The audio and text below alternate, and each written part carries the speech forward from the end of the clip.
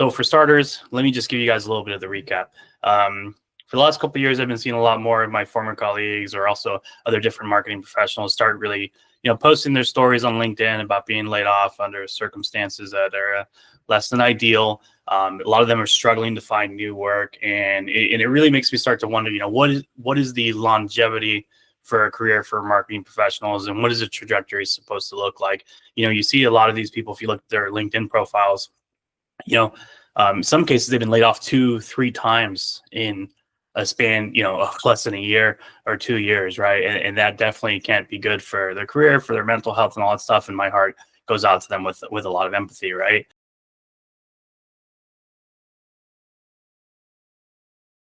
So I want to talk about layoffs. Why are so many marketers being laid off, in my opinion, and from what I've read and from what I've seen, and then what to do about it if you yourself are a marketing professional. And then I also want to talk about whether or not I believe this is good for the clients and whether or not I believe this is good for the industry as a whole. So let's start with the first part. Why is this happening? It's an awkward time in the markets right now. Not because it's actually bad yet, and there's some debate whether or not we're in a full-on recession and what that means, but it's more like profits were historically high during the COVID era.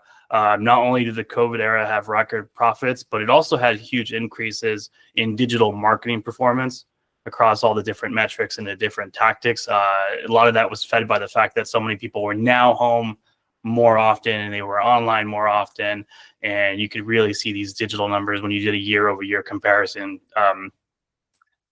It was just so much better than the year before. And then on top of that, dealerships and businesses were making record profits. So you have record profits, you've got record performance. It's really easy to see how everybody would be kind of happy at that time as on the client side. And I'm not saying the marketers themselves were happy, different story, but in terms of expectations and what the market looked like, going from those record profits to now where things might even still be higher than they were pre-COVID, they feel as if things are down, and it's creating a lot of stress for leadership at dealerships, and it's creating a lot of stress for leadership at local businesses, and that stress has affected so many different people. Lots of my former clients, we talk about like general managers, and lots of my former colleagues, they either ended up having to leave the job that they were at just because it was starting to really feel like they were down, and the sort of expectations were so high. The blurring of personal time versus work time had all sort of changed, and it kind of disappeared. And some of them were even replaced by newer people who were held to lower expectations.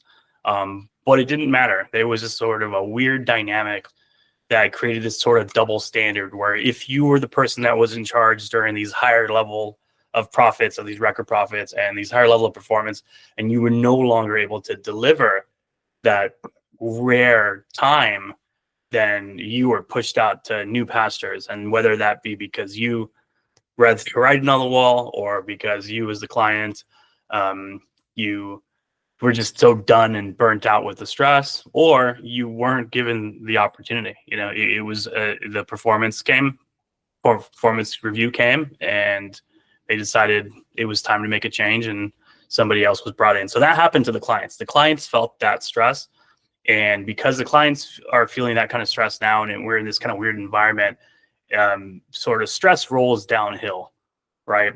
And so now the agencies are starting to feel that too, and the performance managers are starting to feel that too, and really everybody's starting to feel that. Another thing too is that when the clients get replaced by new leadership, one of the easy big accomplishments to do is to change agency, or is to get your performance manager fired or stuff like that, right? So we're getting a little bit of off track here, so let's just try it back in just a little bit. So basically, the COVID era created these really high performance, high record times. Now we're living in a post-COVID era, and it's sort of normal, and everybody's eyeing the recession. But even if we're not at recession yet, and if things haven't sort of bottomed out just yet, the dynamics are really weird, and the people that are also feeling the brunt of that um, are the marketers, are the marketing agencies, right? And so agencies are losing clients at a higher rate and signing new clients at a much lower rate than they were before.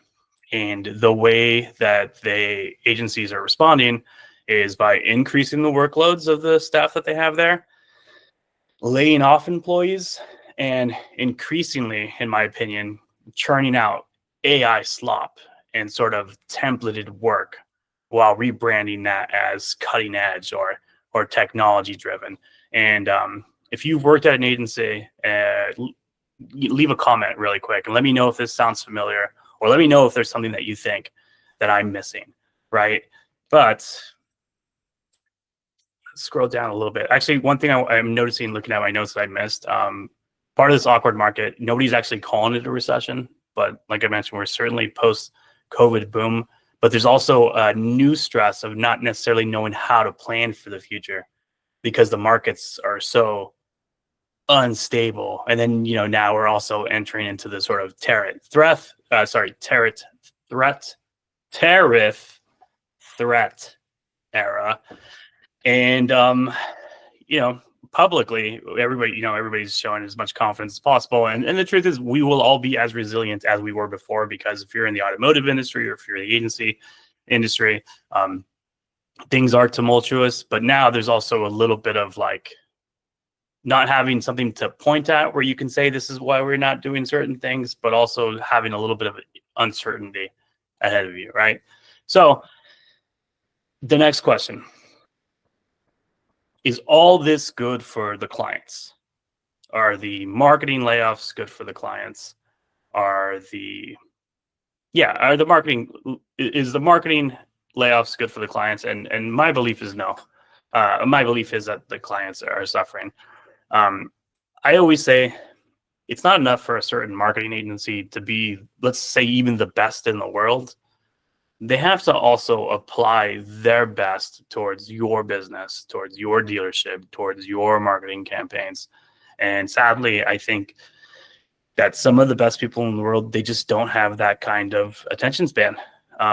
The way that they can survive for so long, and the way that they can grow so quickly and so fast, is that they are much better at B2B marketing for their own business than they are at spending time on your business, on your B2C marketing, right?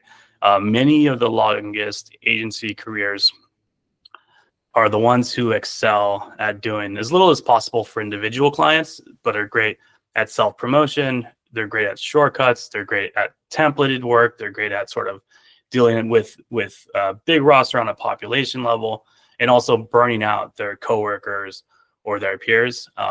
I think that the clients deserve marketing specialists who have enough free time and security to provide the clients with the attention and the results they deserve.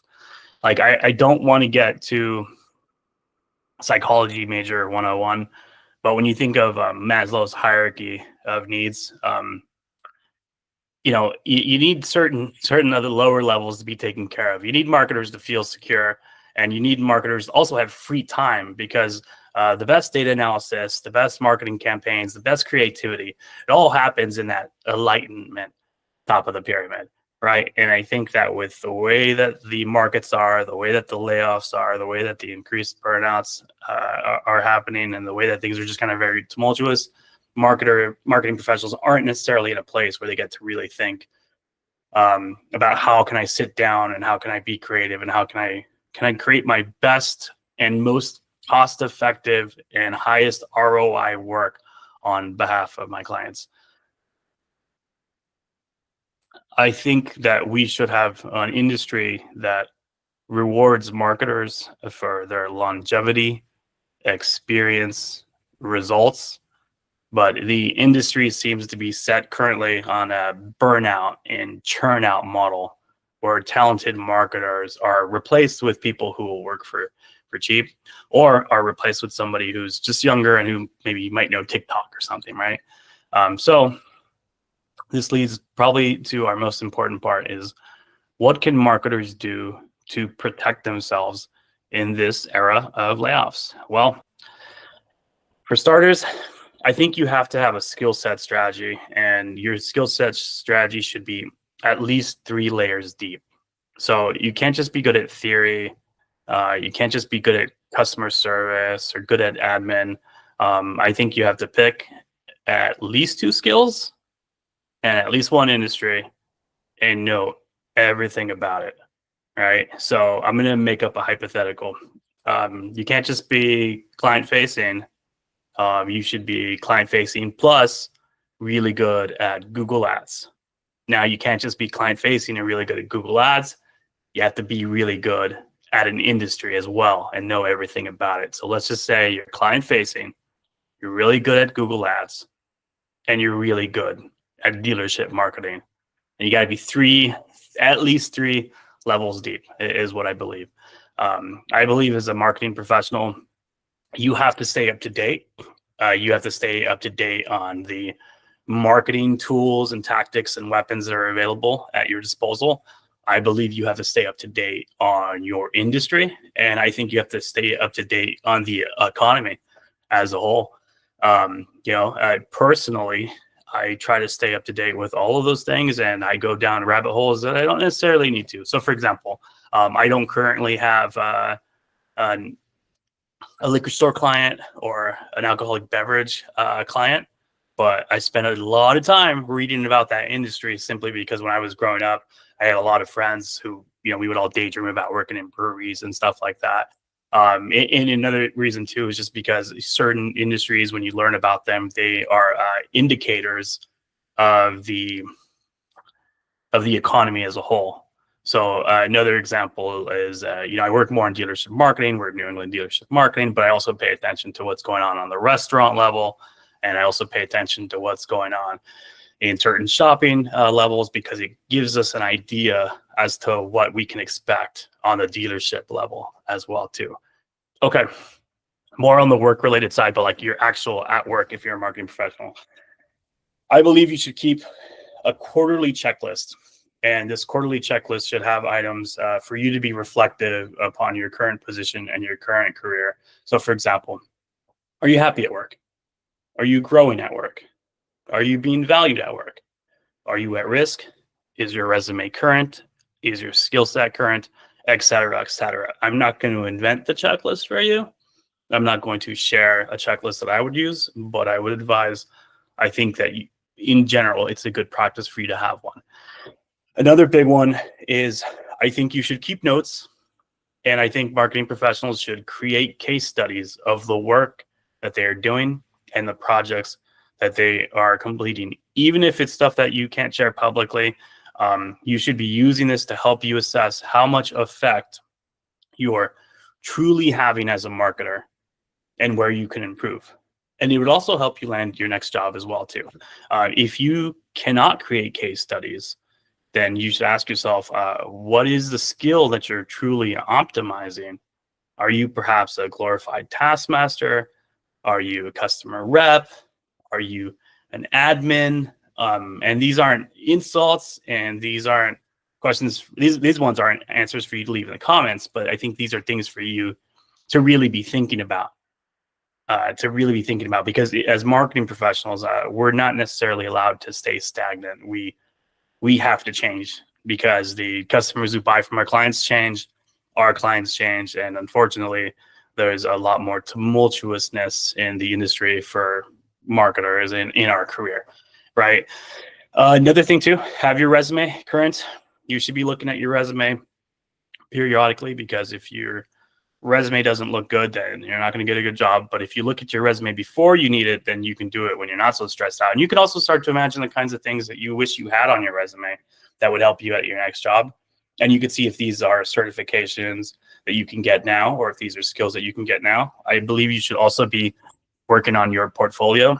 If you are behind an NDA or you're just not going to be able to share the portfolio from your actual clients, then you're going to need mock-ups. And mock-ups isn't going to be something that you're going to want to try to rush to get done. If you get laid off on a Monday, you're not going to try to rush to get your mock-ups done by a Tuesday, because that means every time you apply to jobs, you're going to be doing it with these really rushed portfolios, right? Or you're going to be making up case studies and stuff like that. So I think this is stuff that you should have in advance. And if you can get it, this isn't something that I had done. I like to, if I work for an employer, when I have an employer, I like to just work for just one, and I like to immerse myself. But I think if you can do it, land a part-time client as well too.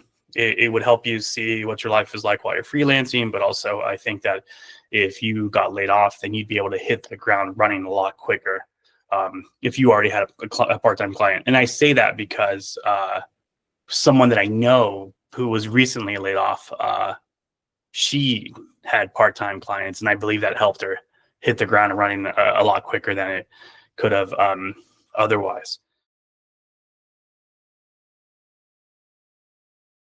So let me know if I've missed anything. Leave a comment. What things have you guys seen from your LinkedIn network? What skills do you recommend? And what do you guys think of my opinions?